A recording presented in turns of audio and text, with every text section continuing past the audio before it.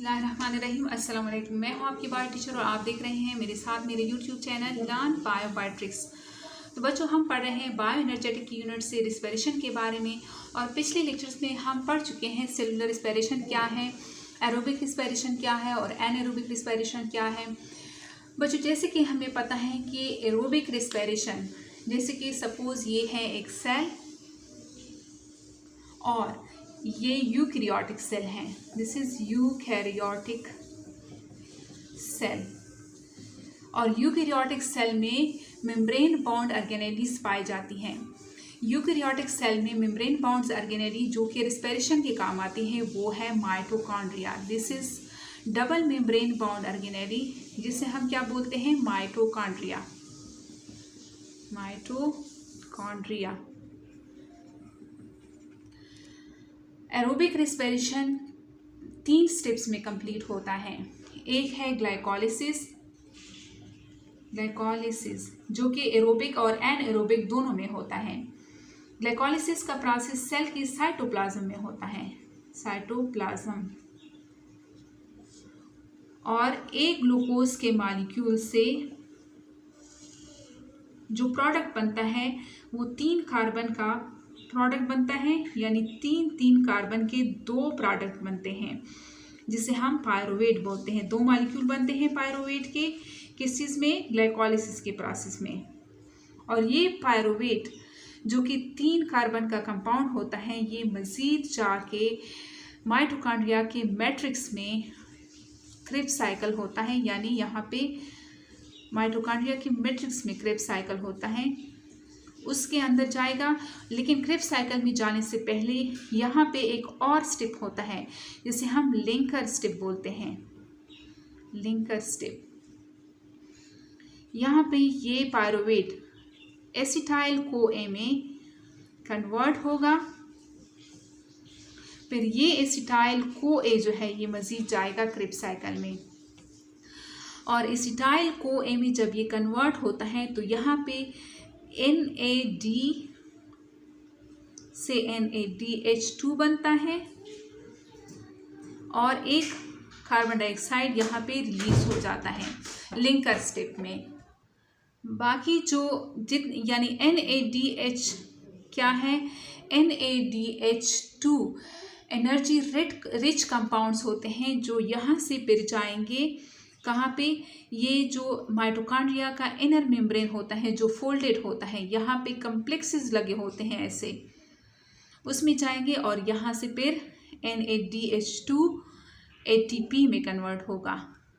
Electron transport chain जहाँ पे होगी, यानी जो इनर मेम्ब्रेन है जो फोल्डेड है माइटोकॉन्ड्रिया का, वहाँ पे इलेक्ट्रॉन ट्रांसपोर्ट चेन चलेगा और NADH2 वहाँ पे चेंज होंगे ATP में। इसके अलावा जो क्रेब्स साइकिल्स में जो NADH2 बनते हैं, DH2 FADH2 और एक ATP भी बनता है। NADH2 और FADH2 एनर्जी रिच कंपाउंड हैं, ये क्रेब्स साइकिल में बनेंगे। ये भी यहाँ से जाएंगे इस इलेक्ट्रॉन ट्रांसपोर्ट चेन में, ये दोनों FADH2 और NADH2, वहाँ से फिर ATP बनेगा, ठीक है। और ये जो डायरेक्ट ATP बनता है क्रेब्स साइकिल में या ग्लाइकोलिसिस के प्रोसेस में, उसको हम बोलते हैं सबस्ट्रेट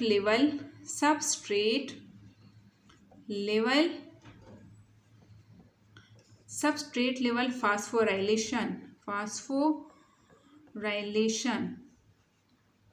यानी यहाँ पे कोई ऑक्सीडेशन नहीं होती, बस जस्ट डायरेक्ट ये बन जाते हैं ATP, उसको सबस्ट्रेट लेवल फास्फोराइलेशन बोला जाता है। अब देखते हैं ये कैसे होता है। और ग्लाइकोलिसिस के प्रोसेस में 2 ATPs बनते हैं, 2 ATP बनते हैं 2 ADP से। इसके अलावा 2 NAD से 2 NADH2 बनता है। और ये भी यहाँ से जाएंगे कहाँ पे, ये भी इलेक्ट्रॉन ट्रांसपोर्ट में जाएंगे और वहाँ से ATP बनेगा इससे। यानी जितने भी क्रिब्स साइकिल में या ग्लाइकोलाइसिस के प्रोसेस में NADH या FADH2 बनते हैं या NADH2 बनते हैं, वो जाएंगे इलेक्ट्रॉन ट्रांसपोर्ट चेन में और उससे फिर ATP बनेंगे। अब देखते हैं कैसे होता है ये प्रोसेस। यहाँ पे लिख लेते हैं क्रिब्स साइकिल जो हम पढ़ रहे हैं।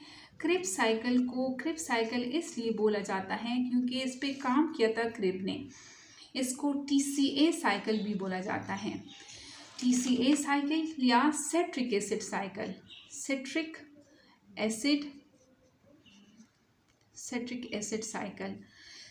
एसिड साइकिल जो इसका पहला स्टेबल कंपाउंड बनता है वो सिट्रेट होता है, इसलिए इसको सिट्रिक एसिड साइकिल भी बोला जाता है। क्रिब्स साइकिल एरोबिक रिस्पिरेशन वाले ऑर्गेनिज्म में होता है जिसमें ऑक्सीजन की ज़रूरत यानी ग्लूकोज को ब्रेक डाउन करने के लिए ऑक्सीजन की ज़रूरत पड़ती है, उन सेल में क्रिब्स साइकिल होता है। अब क्रिब्स साइकिल की अगर हम बात करें तो इससे पहले हम थोड़ा सा ग्लाइकोलाइसिस का प्रोसेस लिख लेते हैं। ग्लाइकोलाइसिस एरोबिक रिस्पिरेशन में तीनों प्रोसेस होंगे, तीनों स्टेप्स होंगी। ग्लाइकोलाइसिस का भी होगा, क्रिब्स साइकिल का भी होगा और इलेक्ट्रॉन ट्रांसपोर्ट चेन का भी होगा। जबकि एनाएरोबिक रिस्पिरेशन में जस्ट ग्लाइकोलाइसिस का प्रोसेस होगा जो कि सेल के साइटोप्लाज्म में होता है। और क्रिब्स साइकिल कहाँ पे होता है? माइटोकॉन्ड्रिया के मैट्रिक्स में होता है।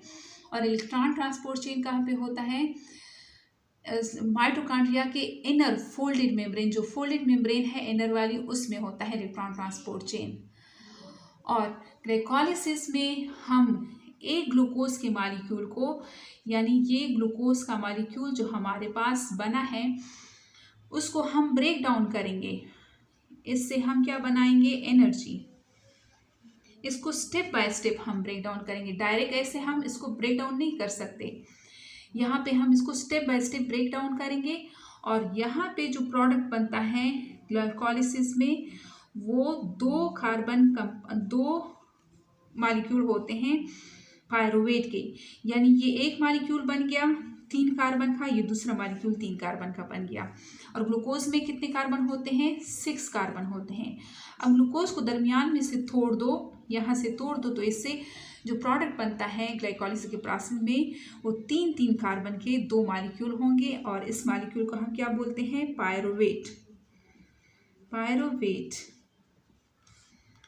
पायरुवेट का अगर हम फार्मूला देख लें कि पायरुवेट क्या है, पायरुवेट को हम इस तरह लिखते हैं CH3C double bond O C, यानी 3 कार्बन का कंपाउंड है ये, 1 2 3 C, इसको पायरुवेट है तो हम इसको ऐसे लिख लेते हैं, ठीक है। एक कार्बन हो गया, ये दूसरा कार्बन है, ये तीसरा, यानी ये 3 कार्बन का, ये हमने एक मॉलिक्यूल लिया है पायरुवेट का। और पायरुवेट के मॉलिक्यूल हमारे पास ग्लाइकोलाइसिस से कितने बने हैं? 2, ठीक है। अब ये जो मॉलिक्यूल बना है पायरुवेट का, ये जाएगा एरोबिक रिस्पिरेशन में, यानी जिसमें क्रिब्स साइकिल होता है, सेल की कहाँ पे जाएगा? माइटोकॉन्ड्रिया के मैट्रिक्स में। अब यहाँ पे हम बना लेते हैं माइटोकॉन्ड्रिया। सपोज ये सारा एक ही सेल है, ये सारा एक ही सेल है। ग्लाइकोलाइसिस का प्रोसेस हो गया कहाँ पे? सेल के साइटोप्लाज्म में। अब ये डायरेक्ट पायरुवेट जाके मैट्रिक्स में यानी क्रिब्स साइकिल में नहीं जाता, ये हम बना लेते हैं,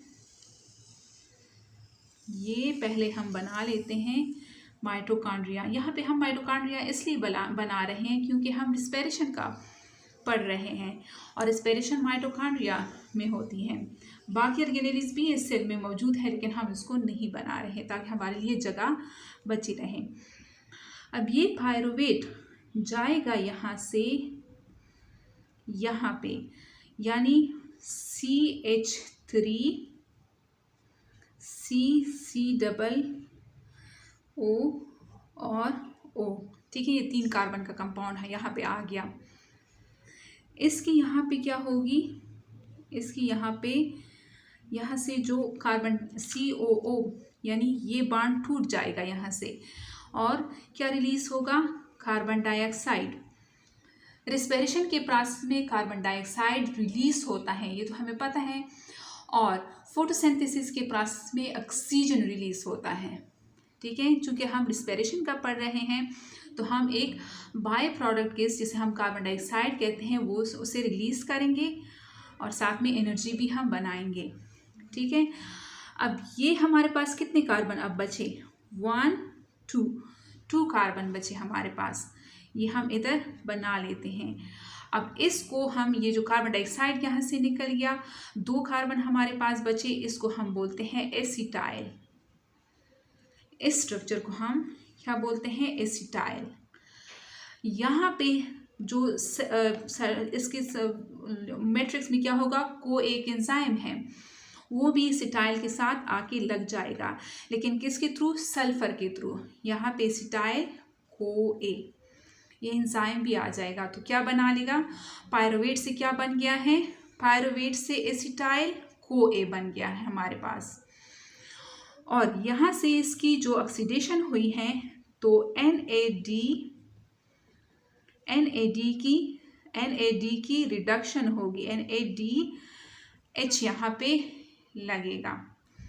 ठीक है, ये हम बात कर रहे हैं एक पायरुवेट की, यानी एक मॉलिक्यूल हमने लिया है। इसी तरह ये दूसरा भी इसी तरह जाएगा, लेकिन फिलहाल हम बात करते हैं एक पायरुवेट की, ताकि आप लोगों को समझने में आसानी रहे। अब ये एसिटाइल को ए जाएगा मज़ीद क्रिब्स साइकिल में। अब ये एसिटाइल को ए जो हमारा आया है, बना है, उसको हम इस क्रिब्स साइकिल में घुमाएंगे और इससे फिर एनर्जी बनाएंगे। ये जो प्रोडक्ट हमारा बना है, इस स्टेप को हम क्या बोलते हैं, इस स्टेप को जो क्रिब्स साइकिल से पहले का स्टेप होता है, इसको हम बोलते हैं लिंकर स्टेप।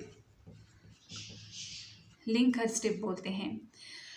पायरुवेट जब जाता है साइटोप्लाज्म से माइटोकॉन्ड्रिया में, तो ये एक्टिव ट्रांसपोर्ट के थ्रू जाता है। एक्टिव ट्रांसपोर्ट क्या है, यानी एनर्जी खर्च करके जाता है। तो यहाँ पे ये एक एनर्जी खर्च करेगा, ATP। एक मॉलिक्यूल जा रहा है तो एक ATP खर्च होगा, ये जब 2 मॉलिक्यूल जाएंगे तो 2 ATP खर्च होंगे। इस ATP को हम गिनेंगे कि कहाँ पे यूज़ हुए हैं और कहाँ पे कितने बने हैं, ये सारा कुछ हम पढ़ेंगे क्रिब्स साइकिल में। अब इसको मैं मिटा देती हूँ, यहाँ से आप लोग के लिए बना लेती हूँ क्रिब्स साइकिल, क्योंकि हमने लिंकर स्टेप में हासिल कर लिया है एसिटाइल को ए को। अब इसी एसिटाइल को ए को हम मज़ीद लेके जाएंगे क्रिब्स साइकिल में। इसको मैं मिटा देती हूँ। अब एक ट्रिक है, हम लिखेंगे समोसा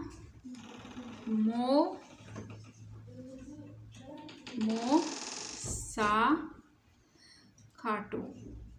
ठीक है, समोसा काटो, ये समोसा काटो। इस ट्रिक से हम याद करेंगे, लेकिन यहाँ पे जो हमने लिख लिया है इससे हम करेंगे, इससे हम सक्सीनेट लिख लेंगे, सक्सीनेट। एम से हम मेलेट, ओ से ऑक्जेलो एसीटेट, ऑक्जेलो एसीटेट। और सिट्रेट, सी से सिट्रेट, और के से अल्फा कीटो ग्लूटोरेट।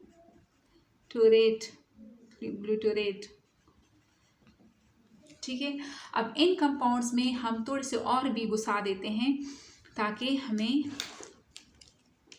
दिखने में, एक मिनट, अच्छा। अब सिट्रेट के बाद हम एक और सिट्रेट से हम आइसोसिट्रेट बना लेते हैं, आइसोसिट्रेट।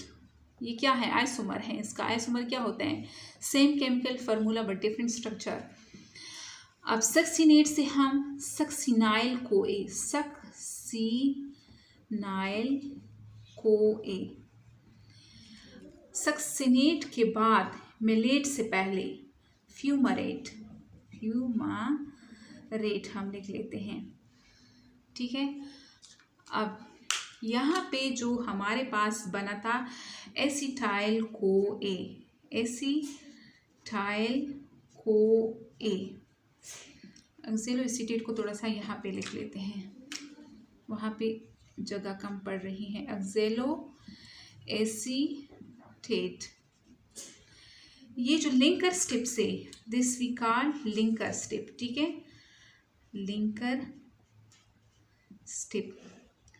लिंकर स्टेप में हमारे पास क्या बना था, कार्बन डाइऑक्साइड एक रिलीज हुआ था, एक NAD से हमारे पास बन गया था क्या, NADH2, NADH2, ये लिंकर स्टेप में हमारे पास बन गया था। अब ये जो एसिटाइल को ए हैं, ये यहाँ पे आके ये ऐसे साइकिल में घुमा देंगे हम इसको, ये एसिटाइल को ए आके यहाँ पे ऑक्सैलोएसीटेट के साथ मिल जाएगा, और ऑक्सैलोएसीटेट 4 कार्बन का कंपाउंड है और एसिटाइल को ए 2 कार्बन का कंपाउंड है। ये यहाँ पे आके, यानी यहाँ पे एसिटाइल को ए जो लिंकर स्टेप में बन गया था पायरुवेट से, वो यहाँ पे आ जाएगा और क्या बना लेगा, सिट्रेट बना लेगा। ये 2 कार्बन के कंपाउंड है एसिटाइल को ए, और ऑक्सैलोएसीटेट 4 कार्बन का है, और ये बनाएगा 6 कार्बन का कंपाउंड जिसे हम सिट्रेट बोलते हैं। सिट्रेट फिर चेंज होगा आइसोसिट्रेट में, ये आइसोमर्स हैं इसका केमिकल फार्मूला जस्ट डिफरेंट होता है, जो फार्मूला होता है वो सेम होता है, और इसका स्ट्रक्चर जो होता है वो जस्ट डिफरेंट होता है। तो ये फिर से क्या बना लेगा, आइसोसिट्रेट, ठीक है। सिट्रेट से आप लोग आइसोसिट्रेट ही याद कर लें। अब आइसोसिट्रेट यानी यह उसके बाद क्या आया है, अल्फा कीटोग्लूटरेट। अल्फा कीटोग्लूटरेट, जहाँ पे कीटो मतलब कि हम काटते हैं, समोसा काटते हैं, तो समोसा काटने से पहले, यहाँ पे जगह नहीं है तो मैं ये हटा देती हूँ, समोसा काटने से पहले यहाँ पे हम एक कार्बन डाइऑक्साइड को रिलीज करेंगे, और कार्बन डाइऑक्साइड जब रिलीज होता है यानी आइसोसिट्रेट की जब ऑक्सीडेशन होती है, तो यहाँ पे NAD खुद बहुत चेंज हो जाता है, उनकी रिडक्शन हो जाती है NADH2 में। कहाँ पे, जहाँ पे हम समोसा काटते हैं, समोसा काटने से पहले और समोसा काटने के बाद, यानी अल्फा कीटोग्लूटेरिक से पहले और अल्फा कीटोग्लूटेरिक के बाद अल्फा कीटोग्लूटरेट की हम ऑक्सीडेशन करेंगे। जब हम इसकी ऑक्सीडेशन करेंगे तो यहाँ पे NAD जो है वो रिड्यूस हो जाएगा, यानी रिड्यूस क्या, हाइड्रोजन इसके साथ मिल जाएगा, और साथ में अल्फा कीटोग्लूटरेट से कार्बन डाइऑक्साइड रिलीज हो जाएगा, ठीक है बच्चों। अब सक्सिनाइल को ए में क्या होता है, यानी अल्फा कीटोग्लूटरेट जब होता है उसमें जब हम कार्बन डाइऑक्साइड को एंजाइम ए ऐड करते हैं तो उससे सक्सिनाइल को ए बन जाता है। सक्सिनाइल को ए से हम दोबारा को ए जो है उसे हम निकाल देते हैं, जो हम चीज़ें निकाल लेते हैं वो इस साइड पे लिख लेते हैं, COA हमने इस यहाँ पे यानी अल्फा कीटोग्लूटरेट में हमने को ए डाल दिया, फिर उसके बाद हमने फिर से निकाल दिया। जब हम इसको निकालेंगे तो यहाँ पे सबस्ट्रेट लेवल फास्फोराइलेशन होगा, यानी GDP चेंज होगा GTP में। जी क्या है, जो हम पढ़ते हैं ग्वानिन, साइटोसिन, एडेनिन, ये सब चीज़ें जो हम पढ़ते हैं न्यूक्लियोटाइड्स, ये कुछ नहीं है, ये वही है। लेकिन यहाँ पे ये GDP दोबारा से चेंज हो जाएगा ATP में, यानी ADP हम यहाँ पे लिख लेते हैं ATP, यानी जो हमारे पास GDP बना था वो दोबारा से ATP में कन्वर्ट हो गया। तो यहाँ पे ये ATP बन गया, जिसे हम क्या बोलते हैं, सबस्ट्रेट लेवल फास्फोराइलेशन। अब ये सक्सिनेट क्या होगा, सक्सिनेट से के बाद फ्यूमरेट आता है। फ्यूमरेट चूँकि F से स्टार्ट होता है तो यहाँ पे हम जो रिडक्शन करते हैं वो है FAD की, FAD रिड्यूस होगा, FADH2 बना लेगा, फिर फ्यूमरेट बनता है। फ्यूमरेट में हम H2O डाल देते हैं और मलेट बन जाता है। फिर मलेट क्या करता है, फिर यहाँ पर भी यानी जो आखिर में जो प्रोडक्ट बनता है वहाँ पर भी NAD रिड्यूस होता है NADH2 में। ये हमारा क्रिब्स साइकिल कंप्लीट हुआ। Krebs cycle. अब देखते हैं कहाँ कहाँ पे हमारे पास कार्बन डाइऑक्साइड रिलीज होता है और कहाँ पे NAD बनता है और कहाँ पे FADH2 बनता है। NADH2 बनता है या FADH2 बनता है। अब यहाँ पे अगर हम देखें लिंकर स्टेप में, ये जो लिंकर स्टेप है वहाँ पर भी एक NADH2 बन गया है। और फिर साइकिल में आएंगे, साइकिल में अल्फा कीटो ग्लूटेरेट जो है या ग्लूटेरिक एसिड जो है वहाँ पर भी एक NADH2 बन गया है। और इसके बाद भी यहाँ पर भी NADH2 हमारे पास बन गया है। और इसके बाद ये लास्ट में NADH2 बन गया है। तो क्रेब्स साइकिल में टोटल हमारे पास कितने NADH2 बने हैं? क्रेब्स साइकिल में हमारे पास 1 2 3 NADH2 बने हैं। ये मैं यहाँ पे लिख लेती हूँ। क्रेब्स साइकिल ये मैं हटा देती हूँ। अब तो आप लोग सब छोड़ो, ये इसमें भी एक बात है, ये मैं इधर दरमियान में लिख लेती हूँ। क्रेब्स साइकिल में यानी ये हमने जो लिया है ये एक ही मॉलिक्यूल लिया है और हमारे पास ग्लाइकोलाइसिस से 2 मॉलिक्यूल आए हैं। अब हम बात करते हैं सिर्फ एक मॉलिक्यूल की, ठीक है। फिर ये दूसरा मॉलिक्यूल भी इसी तरह आएगा। अब क्रेब्स साइकिल की अगर हम बात करें, क्रेब्स साइकिल उसमें NADH2 हमारे पास कितने बने हैं? 3। और लिंकर स्टेप में कितने बने हैं? लिंकर स्टेप में हमारे पास NADH2 कितने बने हैं? NADH2 हमारे पास ये लिंकर स्टेप में एक ही बना है हमारे पास NADH2। और ग्लाइकोलाइसिस के प्रोसेस में भी 2 ATPs बनते हैं। पिछले लेक्चर आप लोग देख लें, 2 ATP यूज होके 3 ATPs बना लेते हैं और 2 NAD यूज होके 2 NADH2 बना लेते हैं। तो ग्लाइकोलाइसिस के प्रोसेस में कितने बने हैं? ग्लाइकोलाइसिस के प्रोसेस में हमारे पास NADH2 2 बने हैं, यानी 2 NADH2 बने हैं। पिछला लेक्चर आप लोग देख लें ग्लाइकोलाइसिस का तो समझ में आ जाएगा। अब देखते हैं कि टोटल हमारे पास NADH2 कितने बन गए हैं। अब ये हम बात कर यानी एक जो NADH2 होता है वो उसमें कितने ATPs होते हैं? 3 ATP होते हैं। अब 3 यानी एक NADH2 का मॉलिक्यूल है उसमें 3 ATP है और ये हमारे पास क्रेब्स साइकिल में कितने हैं? 3 है। तो 3 को हम 3 से मल्टीप्लाई करेंगे, 3 9। और लिंकर स्टेप में जो हमारे पास 1 NADH2 बना है उसको हम यानी वो कितने के बराबर है? NADH2 3 ATPs के बराबर है। तो हम इसको 3 से मल्टीप्लाई कर लेंगे तो ये हमारे पास 3 आ गए।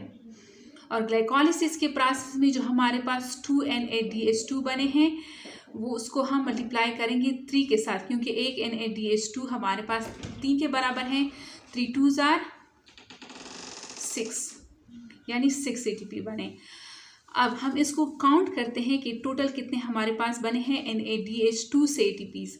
9 10 11 12 सॉरी ये हम फिलहाल ग्लाइकोलाइसिस का हम फिलहाल अभी छोड़ लेते हैं। अब ये हम बात करते हैं यहाँ पे जो क्रेब्स साइकिल में हमारे पास FADH2 भी बना है। ये देखो यहाँ पे एक मॉलिक्यूल हमारे पास FADH2 का भी बना है, FADH2 का भी बना है। एक FADH2 का मॉलिक्यूल एक और वो कितने के ATP के बराबर होता है? 2 ATP के बराबर होता है। तो 2 1 2। और कितने ATPs बने हैं हमारे पास? एक सबस्ट्रेट लेवल फास्फोराइलेशन बना है, ATP बना है, यानी ATP हमारे पास एक ही बना है। ठीक है। अब ये एक मॉलिक्यूल की हम बात करते हैं, उनको हम देख लेते हैं कि कैसे कितने बन गए हैं क्रेब्स साइकिल में। 9 ये 1 2 3 3 3 6 6 plus 9 is 6 plus 9 9 10 11 12 13 14 15। तो क्रिप्स साइकिल से यानी देखो 3 प्लस 9 9 10 11 12 12 आ गए, 12 13 14 और 15। यानी क्रिप्स साइकिल से हमारे पास एक मॉलिक्यूल ऑफ पायरुवेट यानी एक मॉलिक्यूल की हमने बात की है 15 ATPs बने। इसी तरह अगर हम ये दूसरा पायरुवेट भी लेके जाएं क्रिप्स साइकिल में, इसको घुमाएं तो उससे भी 15 ही ATPs बनेंगे।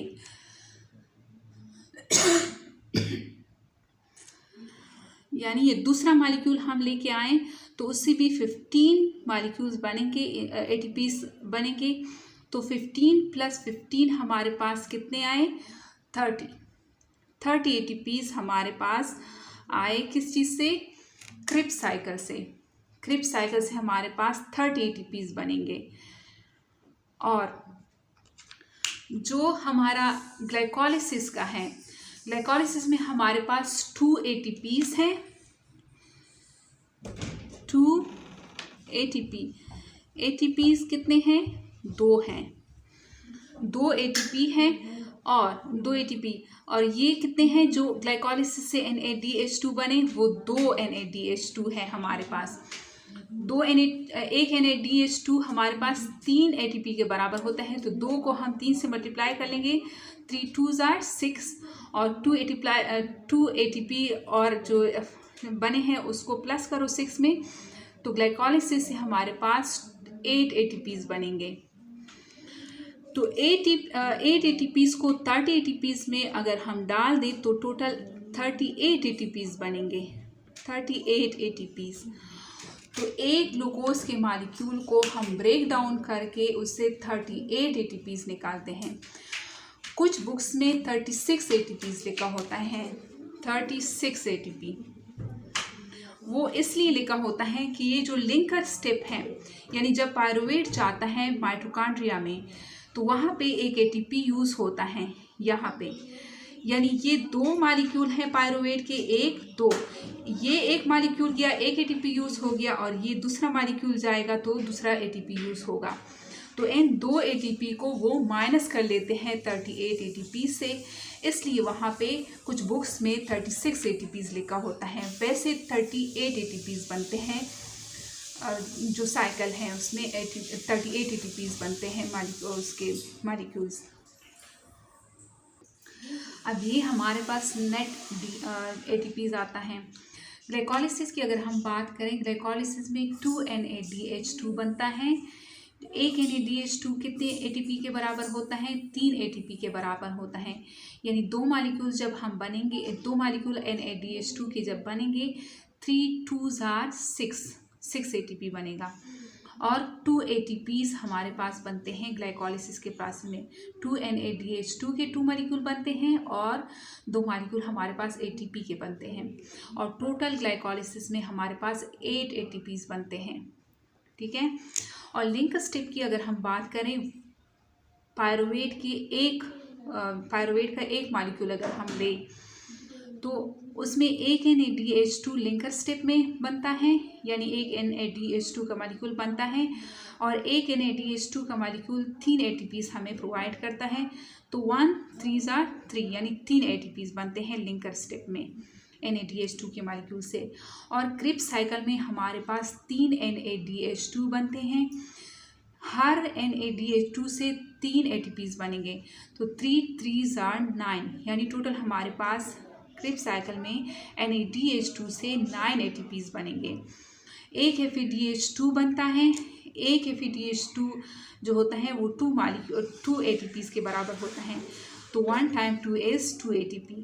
और एक सबस्ट्रेट लेवल फास्फोरिलेशन, यानी एक फास्फेट जो सबस्ट्रेट लेवल फास्फोरिलेशन होता है वहाँ पे एक ATP बनता है।